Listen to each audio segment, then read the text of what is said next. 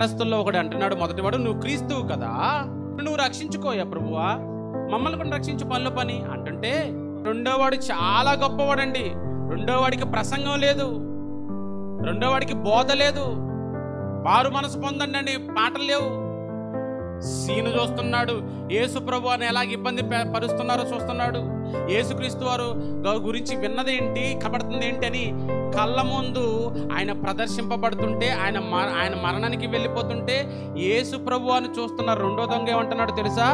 మనకైతే ఇది న్యాయమే, శిక్ష న్యాయమే. ఇది మనము చేసిన అపరాధాలకు, పాపాలకు, నేరాలకు ఏమండి ఇవి తగినదే.